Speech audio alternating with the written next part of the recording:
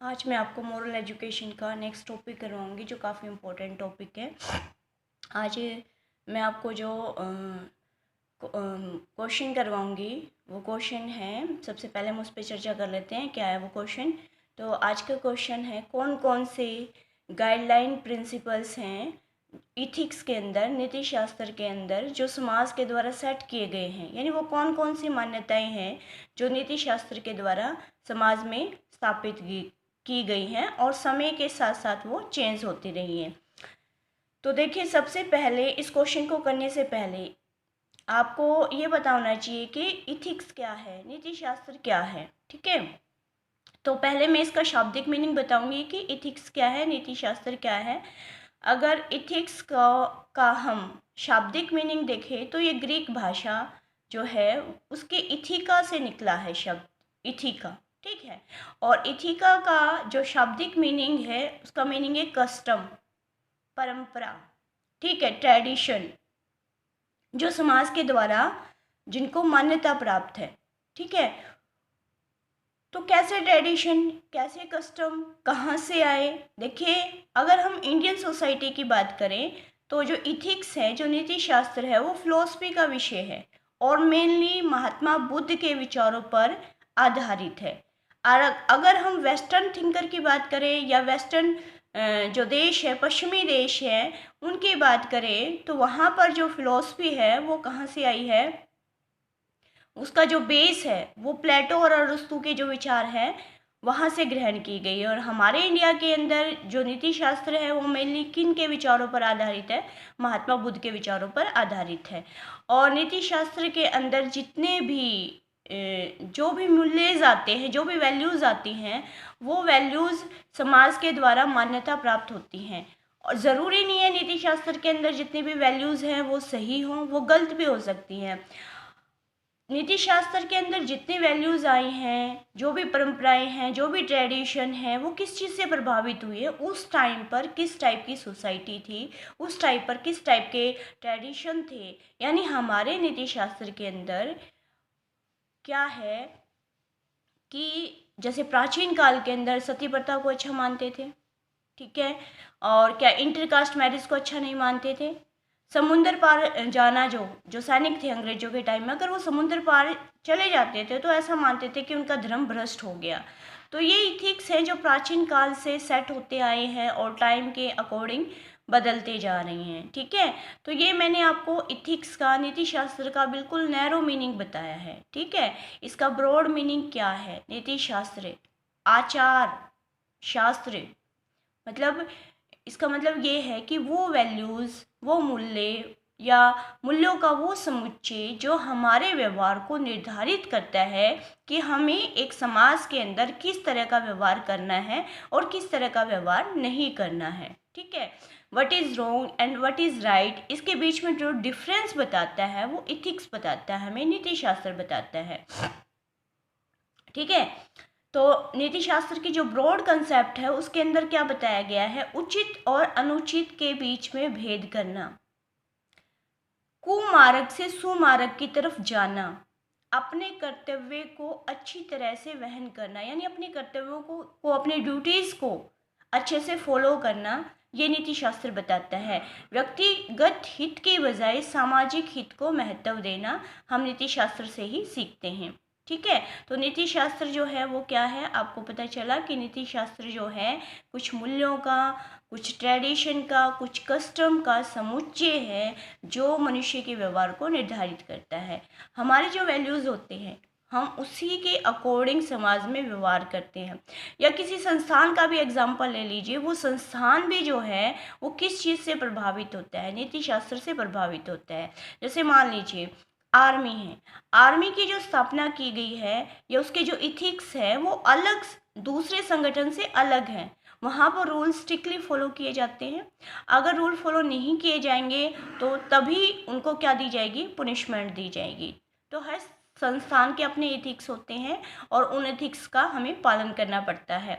तो समाज के अंदर, सोसाइटी के अंदर भी बहुत सारे एथिक्स हैं जिनका वर्णन हम आगे करेंगे।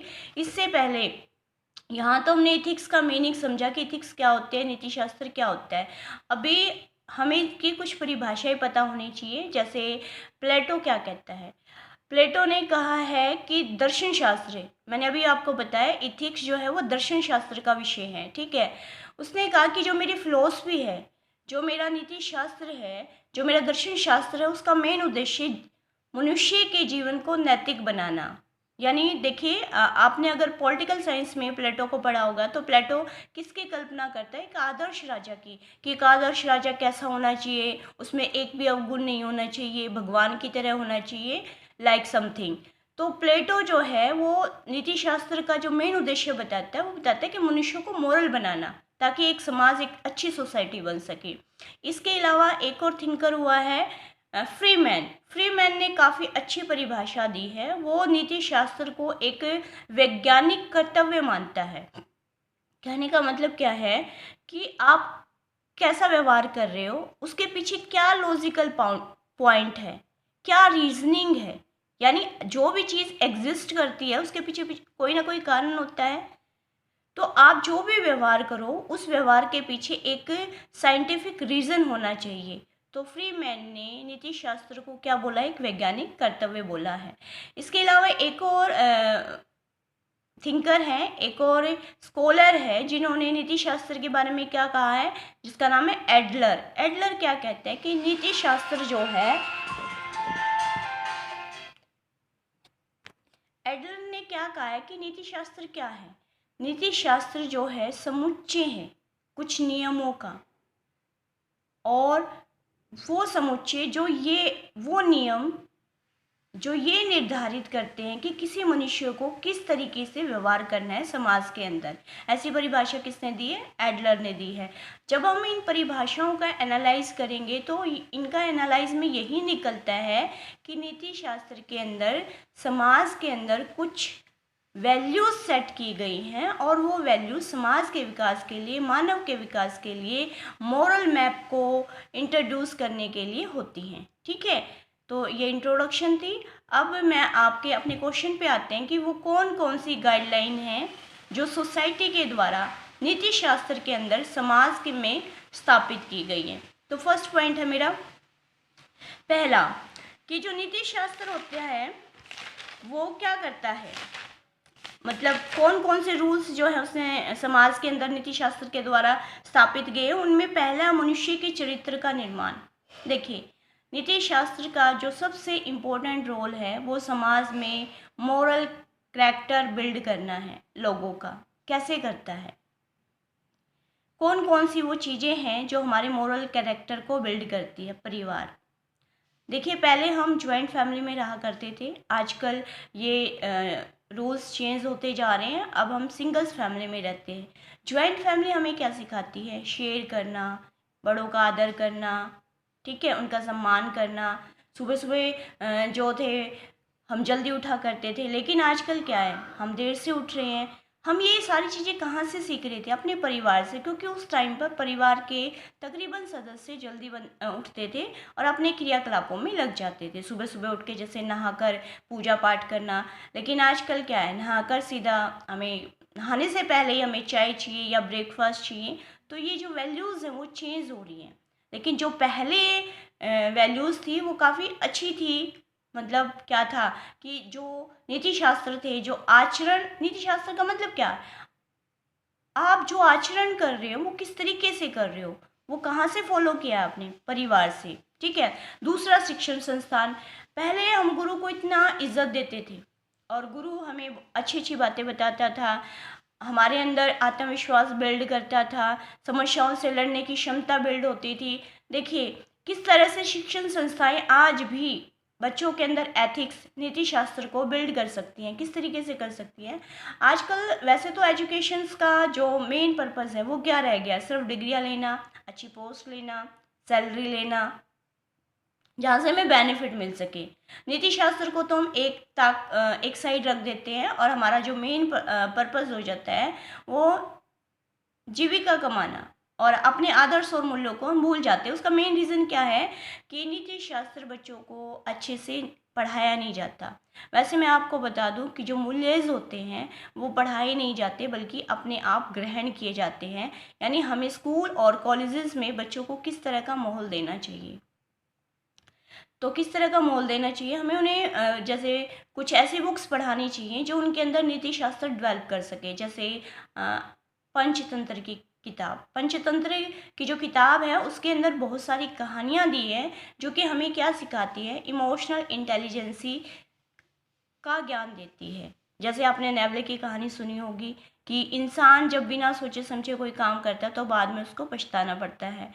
99 का चक्कर जो कहानी है उससे हमें सीख मिलती है कि मनुष्य जो है संपत्ति की तरफ, मनी की तरफ अगर ज़्यादा भागता है तो उसे चैन नहीं मिलता, वो शांति से नहीं रह सकता। जब हम बच्चों को इस तरह की किताबें, इस तरह की कहानियाँ सुनाएंगे या उनको इस तरह का माहौल देंगे, हम खुद भी अध्यापक अगर ईमानदार होगा, अपने कर्तव्य को अच्छे से फॉलो करेगा तो बच्चों के अंदर भी वो सारे के सारे गुण आएंगे जो कि नीति शास्त्र के महत्वपूर्ण क्या है, सिद्धांत है। ठीक है, तो जो मनुष्य के चरित्र का निर्माण है वो नीति शास्त्र के का एक महत्वपूर्ण पार्ट है। यानी मनुष्य के चरित्र का निर्माण कैसे होता है, परिवार में। कहा भी गया है कि माँ जो है सबसे पहली अध्यापिका होती है जो बच्चों के अंदर अच्छे गुणों का संचार करती है। उसके बाद शिक्षण संस्थान, क्योंकि सब ज़्यादा से ज़्यादा समय जो है बच्चा वो कहाँ पर, स्कूल्स के अंदर व्यतीत करता है, अपने सहपाठियों के साथ व्यतीत करता है, अपने अध्यापकों के साथ व्यतीत करता है। और वहाँ पर हम बच्चों के अंदर शेयरिंग, एक दूसरे से बांटकर भोजन करना या एक दूसरे की हेल्प करना, अनुशासन, ठीक है, कॉन्फिडेंस, असफलताओं से सीखना, ये सारी की सारी जो चीज़ें हैं हमारे व्यवहार की, जो हमारी लाइफ में काम आती है, वो हम कहाँ पर सीखते हैं, स्कूल्स में सीखते हैं। उसके बाद फिर सोसाइटी, ये बहुत ही महत्वपूर्ण पॉइंट है कि हम किस तरह के समाज में रहते हैं। जैसे टू टेल्स ऑफ बर्ड्स आपने सुना होगा, दो पक्षियों की कहानी। वहाँ पर आपने देखा कि एक पक्षी चोरों वाले ग्रोह में रहता है तो वो उन्हीं की भाषा बोलता है, और एक पक्षी जो है जो कहाँ पर रहता है, एक साधु की कुटिया में रहता है तो उसके अंदर वैसे ही संस्कार आते हैं। यानी जिस तरह की सोसाइटी होगी उसी तरह का नीति शास्त्र होगा, उसी तरह का आचरण होगा। और नीति शास्त्र जो है उसके अंदर ये रूल सेट किए गए हैं कि बोलने से पहले सोचिए।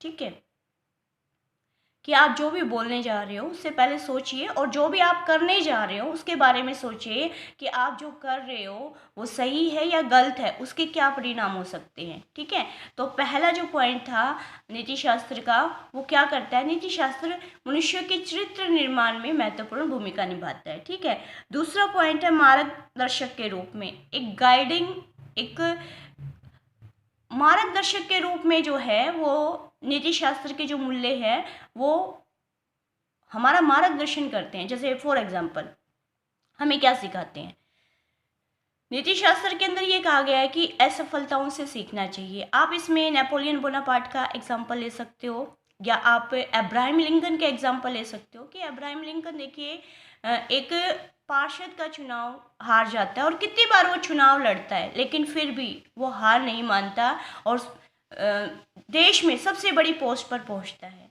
तो देखिए सफलता और असफलता दोनों जीवन के पहलू है, लेकिन अगर मनुष्य असफल हो रहा है तो उसे हताश नहीं होना चाहिए।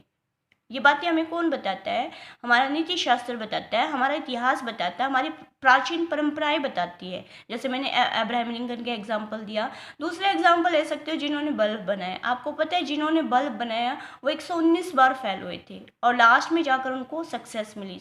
सोच के देखिए इतनी बार फेल होने के बाद भी।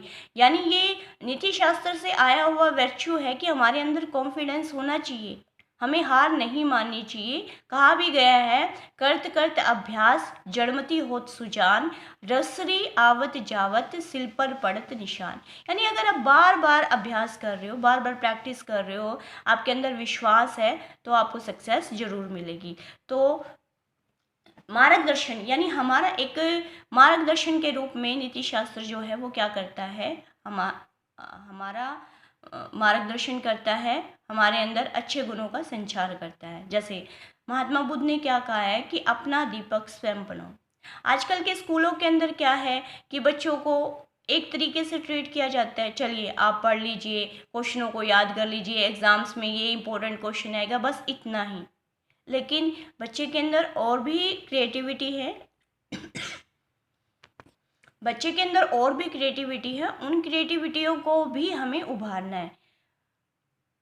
देखिए आजकल बहुत सारे स्कूल अच्छे भी हैं जहाँ पर बच्चों की क्रिएटिविटी पे बहुत ज़्यादा ध्यान दिया जाता है। कॉलेजेस के अंदर भी बहुत सारी कंपटीशन होते हैं, तो वहाँ पर बच्चों को खुद, जब हम कॉलेज लेवल पे चले जाते हैं तो हमें खुद अपने अंदर जो योग्यता है उसको निखारना है। ठीक है, आप पढ़ाई में सही नहीं हो सकता है आप पोस्टर मेकिंग में अच्छे हो सकता है आप स्पीच प्रतियोगिता में अच्छा हो सकता है आपके अंदर कोई स्किल बहुत अच्छी हो। तो नीति शास्त्र में क्या कहता है, अपने उस स्किल्स को ही हमने बाहर निकालना है। ठीक है, महात्मा गांधी ने भी क्या कहा है, जो हमारे अंदर सर्वोत्तम है, जो बिल्कुल बेस्ट है, उसको बाहर निकालना, वही एजुकेशन है, वही मॉरल एजुकेशन है। ठीक है, थर्ड पॉइंट है आपका नेक्स्ट, स्थायित्व प्रदान करना। जो नीति शास्त्र है वो उसके जो सिद्धांत है वो मनुष्य के जीवन को स्थायित्व स्टेबिलिटी प्रदान करते हैं। ठीक है, किस तरीके से करते हैं स्टेबिलिटी प्रदान, जैसे मान लीजिए अगर हमें नीति शास्त्र पढ़ाया गया है, नीति शास्त्र के अंदर हमें अच्छे अच्छे महापुरुषों की जीवनी पढ़ाई गई है।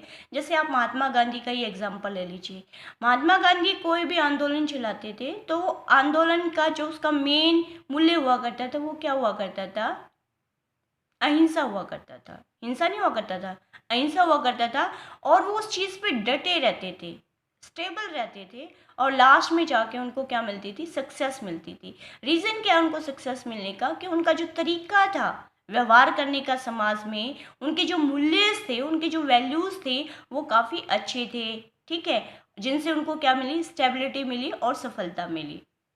जब हम सुबह जल्दी उठते हैं, अपने माता पिता की रिस्पेक्ट करते हैं, ठीक है, और समय पर अपना काम करते हैं, तो हमें लाइफ में स्टेबिलिटी मिलती है। दूसरा, हमारे अंदर कॉन्फिडेंस होना चाहिए। कई बार हम क्या करते हैं कि एमए कर ली हमने पॉलिटिकल साइंस से, तो कुछ समय के बाद हम एमबीए कर रही हैं, मतलब स्टेबिलिटी नहीं लाइफ में। अभी तक हमने अपने आप को यही नहीं पहचाना कि हमारे अंदर योग्यता कौन सी, हमें कौन सा काम करना है। तो ये सारी योग्यताएं कैसे आती हैं, इथिक शास्त्र से आती है। किस तरीके से आती है, क्योंकि नीति शास्त्र के अंदर हमें योग के माध्यम से स्वयं को कंट्रोल करना भी सिखाया जाता है। योग जो कि हमारा सबसे बड़ा हथियार है, हमारी परंपरा है, प्राचीन काल से ही योग का महत्व जो है हमारे भारत में रहा है। लेकिन हमने इसको एक्सेप्ट कब किया, जब दूसरी कंट्रीज़ ने, जो वेस्टर्न कंट्रीज़ है, जब उन्होंने इस पर रिसर्च करना शुरू कर दिया, जब उन्होंने इसको मानना शुरू किया, तब हमने योग को क्या दी, महत्ता दी। अदरवाइज हम क्या कहते हैं, सांसों को अंदर छोड़ना, सांसों को बाहर छोड़ना, क्या है ये तो टाइम ऑफ वेस्टिंग है। लेकिन सच्चाई ये है कि योग जो है वो हमारे क्रोध को, हमारे संवेगों को, हमारे जो हार्मोन्स हैं, उन सब चीज़ों को कंट्रोल करता है। और ये सारी की सारी चीज़ें, जो ये सारे के सारे कंसेप्ट आए हैं, वो कहाँ से आए हैं, नीति शास्त्र से आए हैं। तो नीति शास्त्र के अंदर जो योग है, ठीक है, वो एक बहुत बड़ी देन है। उसके बाद नेक्स्ट पॉइंट है सकारात्मक सोच को बढ़ाना। नीति शास्त्र के मूल्यों के अंदर, सिद्धांतों के अंदर ये बताया गया है कि हमें पॉजिटिव सोच रखनी है। हम जिस समाज में रह रहे हैं उस समाज के प्रति पॉजिटिव सोच होनी चाहिए। ठीक है, और जिस परिवार में रह रहे हैं उस परिवार के प्रति पॉजिटिव सोच होनी चाहिए। देखिए आजकल प्रॉब्लम्स क्या है, आप फैमिलीज के अंदर ही ले लीजिए, हम एक दूसरे के प्रति जलन की भावना रखते हैं।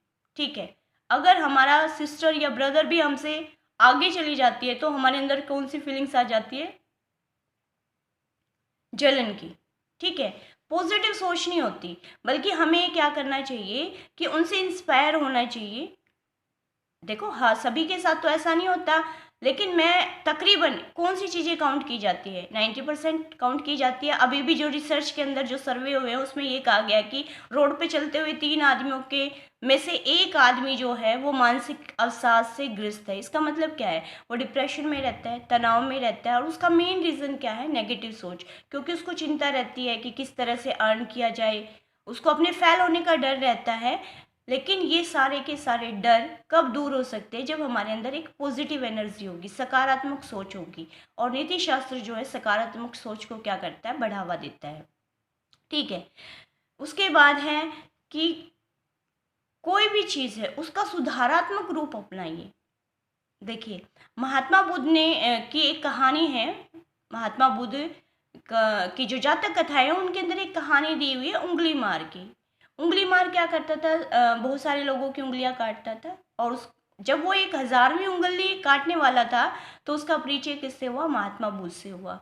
और महात्मा बुद्ध के साथ उसकी डिस्कशन उसके लाइफ को बदल देती है। कहा भी गया है कि हर साधु का क्या होता है? एक इतिहास होता है। और हर चोर का क्या होता है? एक भविष्य होता है। यानी हम चाहे कोई कितनी बुरी चीज़ क्यों ना हो, हम उसमें भी सुधार लेके आ सकते हैं। और ये सारी चीज़ें हमें कहाँ सिखाई गई है? नीति शास्त्र के अंदर सिखाई गई है। वो कैसे? जब हमारा व्यवहार उस पर्टिकुलर बंदे के प्रति अच्छा होगा। ठीक है।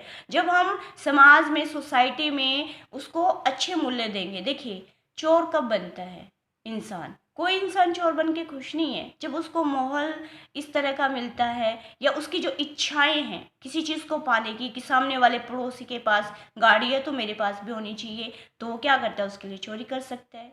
ठीक है।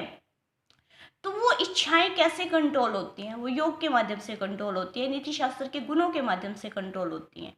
ठीक है। जब हम योग करते हैं तो हमारे अंदर संतुष्टि आती है, हमारे हार्मोन्स का जो बैलेंस है वो सही रहता है। जैसे उंगली मार का जो है उसको बदला गया। ठीक है। तो हम स्वयं को भी किस तरीके से बदल सकते हैं, या फिर हमें कैसा माहौल देना है? देखिए, हमें माहौल इस तरीके का देना है कि समाज के अंदर सबको काम मिले। तो वो कैसे मिलेगा? उनकी योग्यताओं के अकॉर्डिंग मिलेगा। उनके अंदर स्किल डेवलपमेंट करनी पड़ेगी। वो स्किल डेवलपमेंट किस तरीके से होगी? समाज में जब भ्रष्टाचार कम होगा, अच्छे अच्छे पदों पर जब ईमानदार व्यक्ति पहुंचेंगे, जब सरकार के द्वारा दी गई ग्रांट जो है नीचे तक, रूट लेवल तक लोगों तक पहुंचेगी, बीच में उसको नहीं खाया जाएगा, हेल्थ सर्विस दी जाएगी, अच्छी एजुकेशन दी जाएगी। खाली मार्कशीट या जॉब के लिए एजुकेशन नहीं, बल्कि नैतिक गुणों का विकास करने के लिए मॉरल एजुकेशन होगी। तो नीति शास्त्र जो है वो सकारात्मक सोच को क्या करती? बढ़ावा देती है। ठीक है। उसके बाद है देशभक्ति की भावना का अर्जन करना। अपने राष्ट्र के प्रति हमारे कुछ कर्तव्य होते हैं, क्योंकि राष्ट्र हमें अधिकार भी देता है, हमें स्वतंत्रता का अधिकार देता है, हमें सेफ्टी देता है, हमें अच्छी हेल्थ देता है, एजुकेशन देता है, हमें ऐसा माहौल देता है जहाँ पर हम अपने जीवन को आगे बढ़ा सके। तो हमारा भी कुछ कर्तव्य बनता है कि हम अच्छे ढंग से अपनी ड्यूटी परफॉर्म करें। देखिए, नीति शास्त्र हमें क्या सिखाता है कि देश के साथ गद्दारी सबसे बड़ी गद्दारी। लेकिन आजकल जो है, सभी तो नहीं, लेकिन तकरीबन बहुत सारे लोग ऐसे हैं जो अपनी ड्यूटी को अच्छी तरीके से परफॉर्म नहीं करते। क्या आप इसको देशभक्ति कह सकते हो कि हमारे देश का एक बड़ा पुलिस अधिकारी आतंकवादियों के साथ मिल जाए? कितनी बड़ी घृणा की और त्रासदी की बात है। अभी जम्मू कश्मीर का मामला आपने देखा होगा, ऐसे ही हुआ है। क्यों हुआ है? क्योंकि नीति शास्त्र के गुणों का अभाव है, उनको माहौल ही ऐसा मिला है। ठीक है। उनकी इच्छाएं इतनी ज़्यादा बढ़ गई है कि उन्होंने अपनी इच्छाओं के सामने देश को भी क्या कर दिया है? देश का भी बलिदान कर दिया है। तो आज के टाइम में देखिए, नीति शास्त्र ने समाज को क्या क्या दिया, ये क्वेश्चन था आपका। तो नीति शास्त्र ने समाज को क्या क्या दिया?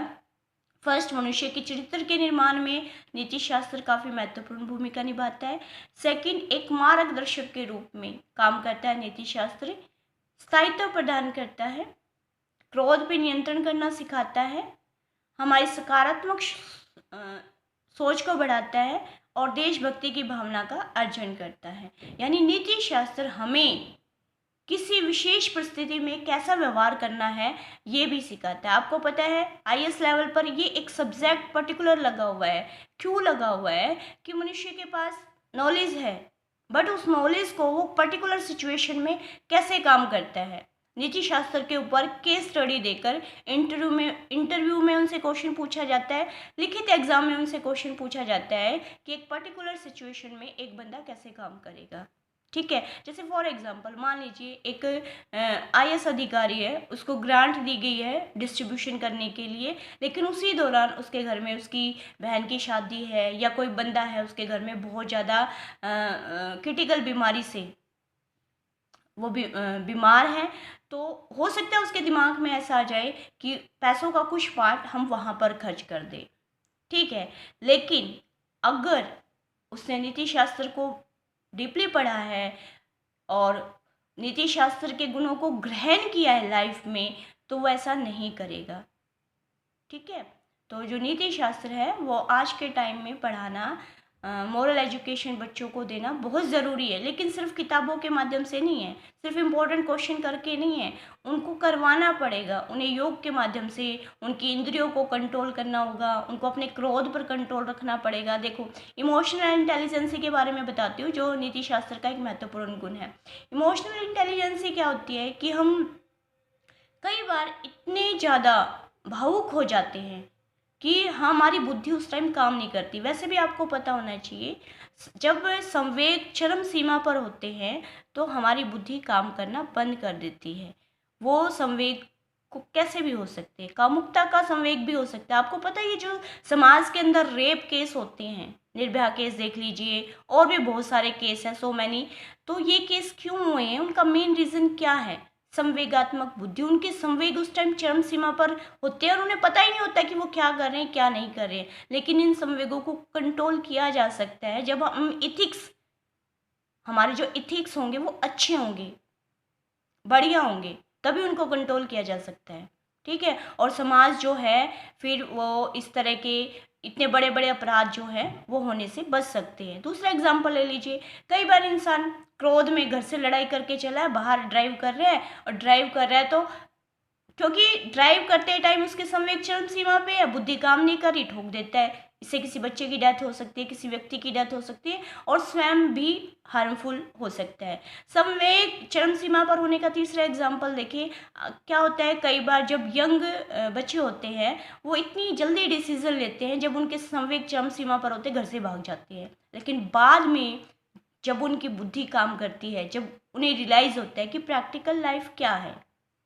ठीक है, तो इमोशनल जो इंटेलिजेंसी है वो किस तरीके से कंट्रोल की जाती है, वो हमें नीति शास्त्र के अंदर पढ़ाया जाता है। ठीक है, तो नीति शास्त्र तो एक बहुत अच्छा विषय है, बहुत अच्छे अच्छे गाइडलाइंस, प्रिंसिपल जो है नीति शास्त्र के दौरान समाज में सेट किए गए हैं। जैसे बड़ों का आदर करना, आप ये पॉइंट भी एक्सप्लेन कर सकते हो इनके अलावा। बड़ों का आदर करना, सबको समान दृष्टि से देखना, सबका सम्मान करना। ठीक है, अच्छा, ट्रूथनेस होना, मतलब सच बोलना। देखो, सबको पता है सच बोलना, लेकिन बोलते सभी नहीं है।